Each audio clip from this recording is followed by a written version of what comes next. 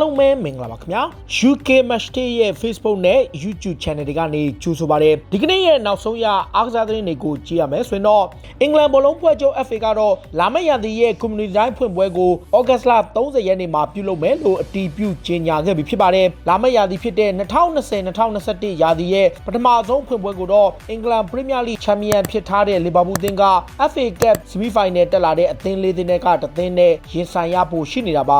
ါလာလီဂါထိပ်သီးကလပ်ဘာစီလိုနာအသင်းကလည်းအင်တာမီလန်ရဲ့တိုက်စစ်မှုလိုတာရိုမာဒီနက်စ်ကိုခေါ်ယူဖို့စ조사နေစေဖြစ်တယ်လို့ဆိုပါတယ်ဘာစီလိုနာအသင်းကတော့ယူရို111သန်းတန်ကြီးရှိတဲ့လိုတာရိုမာဒီနက်စ်ကိုငွေသားအပြည့်ပေးချေနိုင်ဖို့မရှိတာကြောင့်ကစားမောင်းတွေအလိုက်ပေးပြီးကမ်းလှမ်းမှုတွေပြုလုပ်ခဲ့တာပါအင်တာမီလန်ကတော့ငွေသားအပြည့်ဝကိုသာလိုချင်ပြီးဘာစီလိုနာရဲ့ကမ်းလှမ်းမှုကိုညှင်းဆိုပြီးကစားမောင်းကိုစာချုပ်သစ်ချုပ်ဆိုဖို့စီစဉ်နေတာပါဘာစီလိုနာအသင်းကတော့နောက်ဆုံးချိန်နေနဲ့အင်တာမီလန်တိုက်စစ်မှုကိုယူရိုသန်း50နဲ့ကစားသမား2ယောက်အလိုက်ပေးပြီးကန်လန်သွားဖို့ရှိတယ်လို့စပိန်သတင်းစာမာကာမှာဖော်ပြထားတာလည်းဖြစ်ပါတယ်တခါရီယယ်မက်ဒရစ်အသင်းရဲ့တောင်ပန်ကစားသမားအက်ဒင်ဟာဇာကတော့ခြေချင်းဝတ်ဒဏ်ရာထပ်မံရရှိခဲ့လို့အနားယူရအောင်မှာဖြစ်ပါတယ်ဟာဇာကတော့အက်စပန်ညိုနဲ့ကစားခဲ့တဲ့လာလီဂါပွဲစဉ်မှာသူ့ရဲ့ခြေချင်းဝတ်မှာ2ကြိမ်တိုင်းဒဏ်ရာပြန်ရခဲ့တာဖြစ်ပြီးဂီတာဖေးအက်တလက်တစ်ဘီဘာအိုတို့နဲ့ကစားခဲ့တဲ့ပွဲစဉ်တွေကိုလွဲချော်ခဲ့တာပါရီယယ်မက်ဒရစ်အစေးအဖွဲ့ကတော့ဟာဇာတယောက်ဘယ်လောက်ထိအနားယူရမလဲဆိုတာအတီးပြုထုတ်ပြန်ကြေညာထားခြင်းမရှိပေမဲ့လက်ကျန်ပွဲစဉ်တွေကိုလွဲချော်တော့မယ်လို့ဆိုခဲ့တာပါဘိုင်မြူနစ်အသင်းရဲ့ကွင်းလယ်ကစားမဟာဗီယိုမာတီနက်စ်ကတော့ကလပ်အသင်းကနေထွက်ခွာဖို့ပြင်ဆင်နေသလိုဂျာမန်ချန်ပီယံကလည်းစပိန်ကွင်းလယ်ကစားမကိုရောင်းထုတ်ဖို့ပြင်ဆင်နေပါတယ်32နှစ်အရွယ်ရှိတဲ့မာတီနက်စ်ကိုတော့သူ့ရဲ့ကလပ်ဟောင်းဘီဘာအိုကပြန်လဲခေါ်ယူဖို့ကြိုးပမ်းနေတာပါဘိုင်ယန်ဟာဗီယာမာတီနက်စ်ကိုတော့2012ခုနှစ်မှာတော့ယူရိုသန်း40နဲ့ခေါ်ယူခဲ့တာဖြစ်ပြီးဂျာမန်မြေမှာ10နှစ်ကြာကစားခဲ့ပြီးမှသူ့ရဲ့ကလပ်ဟောင်းကိုပြန်ဖို့နီးစပ်နေတာလည်းဖြစ်ပါတယ်အင်တာမီလန်အသင်းကတော့ဥရောပကိုပြန်လာတော့မဲ့ခရိုအေးရှားတိုက်စစ်မှုမာရီယိုမန်ဇူကစ်ကိုခေါ်ယူဖို့ကြိုးပမ်းနေပါတယ်အင်တာရဲ့နီးပြအန်တိုနီယိုခွန်တေကတော့အသင်းရဲ့အဓိကတိုက်စစ်မှုလူကာဂူရဲ့အရန်အဖြစ်33နှစ်အရွယ်ရှိတဲ့ဂျူဗန်တက်တိုက်စစ်မှုဟောင်းကိုခေါ်ချင်နေတာပါမာရီယိုမန်ဇူကစ်ကတော့ဒီနေ့ရာသီစာပိုင်းမှာကာတာကလပ်အဒူဟေအသင်းကိုပြောင်းရွှေ့သွားခဲ့သူပါထော်တနမ်ဟော့စပါရဲ့ကွင်းလယ်ကစားမအဲရစ်ဒိုင်ယာကတော့ပြည်သက်တွေနဲ့ဖြစ်ပွားခဲ့တဲ့ဖြစ်ရကြောင်း FA ရဲ့ပွဲပယ်ပြစ်ဒဏ်ချမှတ်ခြင်းကိုခံခဲ့ရပြီဖြစ်ပါတယ်FA ကတော့ Norwich ကိုရှုံးခဲ့တဲ့ပွဲပြီးဒိုင်ယာကပြည်သက်တွေနဲ့အချင်းများခဲ့မှုကြောင့်၄ပွဲပဲပြစ်ဒဏ်ချမှတ်ခဲ့သလိုဒဏ်ငွေပေါင်4000ကိုလည်းတက်ရိုက်ခဲ့တာပါထော်တနမ်ဟော့စပါရဲ့ကွင်းလယ်ကစားမအန်ဒွန်ဘေလီနဲ့တောင်ပန်ကစားမရိုင်ယန်ဆက်စီညိုတို့နှစ်ဦးကိုဘာစီလိုနာအသင်းကခေါ်ယူဖို့ဆက်သွယ်မှုတွေပြုလုပ်လာလေလို့ဗြိတိန်မီဒီယာတွေမှာဖော်ပြလာပါတယ်ဘာစီလိုနာအသင်းကတော့ကစားမတွေအလဲလှယ်ပြုလုပ်ပြီးဒန်ဘေလီနဲ့ဆက်စီညိုကိုခေါ်ယူဖို့ကမ်းလှမ်းတယ်လို့ဆိုတာပါဘာစီလိုနာရဲ့အားကစားဒရိုက်တာဖြစ်သူအဲရစ်အဘီဒယ်ကိုတိုင်ကအဲ့ဒီကမ်းလှမ်းမှုကိုအတည်ပြုထားပြီးနောက်သူတို့ဘက်ကအီဗန်ရာကီတစ်ဆမ်မွဲအူဒီဒီနဲ့နယ်ဆင်ဆမေဒိုတို့လိုကစားမတွေနဲ့အလိုက်ပေးကမ်းလှမ်းသွားဖို့ရှိတယ်လို့ဆိုတာပါလီဗာပူးရဲ့နီးပြယာဂန်ကလော့ကတော့လက်ရှိအနေထားအရသူ့ရဲ့အသင်းကတောင်တင်းဆုံးအနေထားမှာရှိပေမဲ့နွေရာသီမှာတော့ကစားသမားအချို့ကိုခေါ်ယူအားဖြည့်သွားပွဲရှိတယ်လို့ဆိုပါတယ်ဗြိတိန်မီဒီယာတစ်ခုနဲ့ပြုလုပ်ခဲ့တဲ့သတင်းစာရှင်းလင်းပွဲမှာတော့လီဗာပူးဘက်ကဘိုင်မြူနစ်ရဲ့ကွင်းလယ်ကစားမထီယာဂိုအခန်တာကိုခေါ်ယူဖို့ကြိုးပမ်းနေမှုကမှန်ကန်ကြောင်းနဲ့ဘူဗာဟန်တန်ရဲ့တောင်ပန်ကစားမအဒါမာထရာအိုဒီကိုလည်းစောင့်ကြည့်နေတယ်လို့ဆိုတာပါယာဂန်ကလော့အနေနဲ့တော့နွေရာသီမှာကစားမတွေများစွာအတွက်ငွေကြေးများစွာသုံးစွဲသွားမှာမဟုတ်ပေမဲ့အရေးချင်းရှိတဲ့ကစားမအချို့ကိုတော့ခေါ်ယူအားဖြည့်သွားပွဲရှိတယ်လို့ဆိုတာပါဘွန်ဒက်စလီဂါကလပ်မိုင်းစ်အသင်းကလည်းလီဗာပူးအသင်းကနေအငှားနဲ့ခေါ်ထားတဲ့တိုက်စစ်မှုထိုင်ဝိုကိုနောက်ထပ်100သည့်အငှားထပ်လုပ်ဖို့ကြိုးပမ်းနေတာပါနိုင်ဂျီးရီးယားလူငယ်တိုက်စစ်မှုကတော့လီဗာပူးရဲ့အသင်းမှာ2023နှစ်ထိစာချုပ်သက်တမ်းကျန်ရှိနေသူဖြစ်ပြီးလီဗာပူးအသင်းကလည်းသူ့ကိုအငှားထပ်ချဖို့ကြိုးပမ်းနေတာကြောင့်အဲ့ဒီပြောင်းရွှေ့ကမကြာမီသဘောတူညီမှုရရှိတော့မှလည်းဖြစ်ပါတယ်အာဆနယ်အသင်းကလည်းလီယွန်အသင်းရဲ့တိုက်စစ်မှုဒမ်ဘေလီကိုခေါ်ယူဖို့စောင့်ကြည့်နေတယ်လို့ပြင်သစ်မီဒီယာတွေမှာဖော်ပြနေပါတယ်ဒီနေ့နွေရာသီကုန်မှာတော့အာဆနယ်အသင်းရဲ့အဓိကတိုက်စစ်မှုတွေဖြစ်ကြတဲ့အလက်ဇန်နာလာကဆက်နဲ့ဖီယာအမ်ရိတ်အဘာမီယန်တို့နှစ်ဦးကကလပ်အသင်းကနေထွက်ခွာသွားပွဲရှိတာကြောင့်လီယွန်တိုက်စစ်မှုဒမ်ဘေလီကို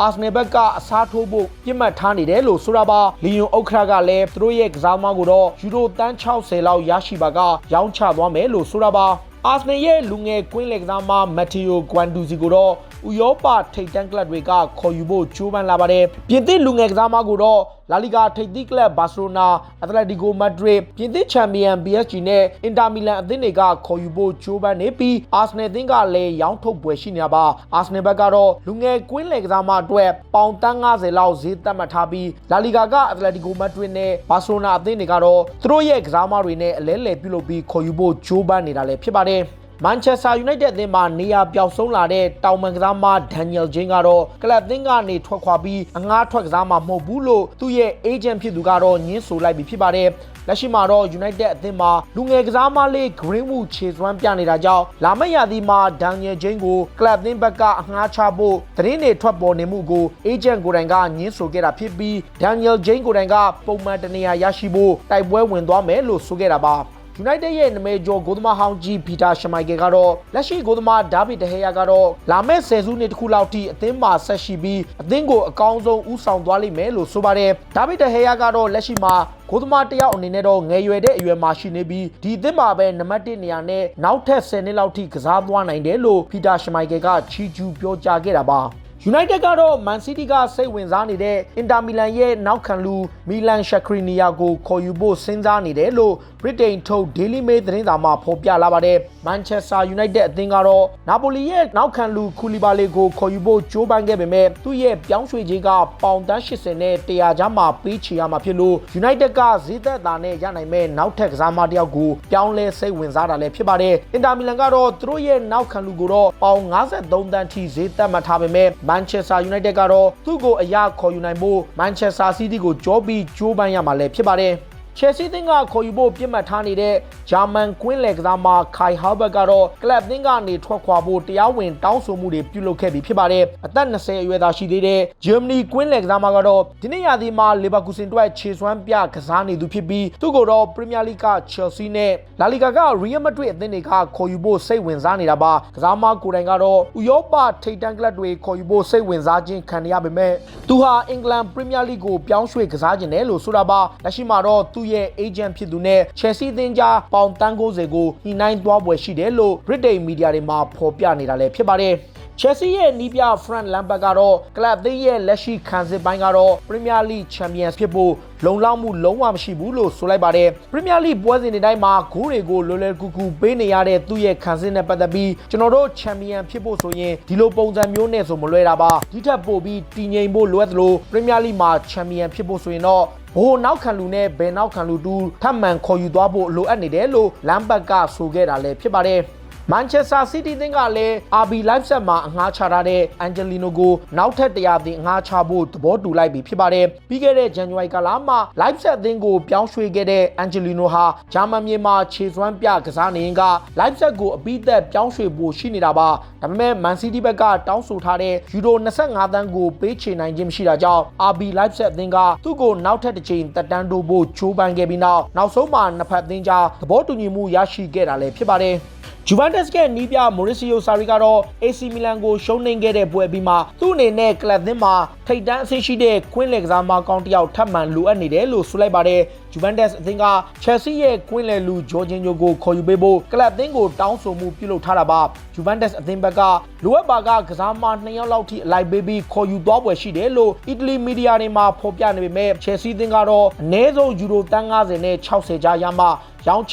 ျသွားပွဲရှိတယ်လို့ဆိုတာပါ။ Formula 1ပြိုင်ပွဲမှာ2ကြိမ်ချန်ပီယံဖြစ်ခဲ့တဲ့နမဲကျော်စပိန်ကားမောင်းသမား Fernando Alonso ကတော့လာမယ့်ရာသီမှာ Formula 1ပြိုင်ပွဲကိုပြန်လည်ဝင်ရောက်လာတော့မှာဖြစ်ပါတယ်။အသက်39နှစ်အရွယ်ရှိတဲ့ Alonso ဟာ2018ခုနှစ်တုန်းကအခြားကားမောင်းပြိုင်ပွဲတွေကိုဝင်ရောက်ရှင်းပြိုင်နေတာပါ။လာမယ့်ရာသီမှာတော့ Alonso ဟာသူ့ရဲ့ကလပ်ဟောင်းဖြစ်တဲ့ Renault ကိုပြန်လည်ပြောင်းရွှေ့မှာဖြစ်ပြီးအဲ့ဒီကလပ်နယ်ပဲသူက2005နဲ့2006ခုနှစ်မှာကမ္ဘာကားမောင်းချန်ပီယံဆုကို2ကြိမ်တိတိရရှိခဲ့မှုတာလည်းဖြစ်ပါတယ်။ဒါတွေကတော့စိတ်ဝင်စားစရာနောက်ဆုံးရအားကစားသတင်းတွေကိုတင်ဆက်ပေးကြတာပါခုလိုမျိုးစိတ်ဝင်စားစရာအားကစားသတင်းတွေကိုနားဆင်ကြတဲ့ကြည့်ရှုခြင်းတော့ UK Match Day ရဲ့ Facebook နဲ့ YouTube Channel တွေကို Follow လုပ်ထားကြပါလို့တောင်းဆိုရင်လည်းဒီကနေ့ရဲ့အစီအစဉ်ကိုဒီမှာပဲအဆုံးသတ်ပါစေအားလုံးကိုကျေးဇူးတင်ပါတယ်ဗျ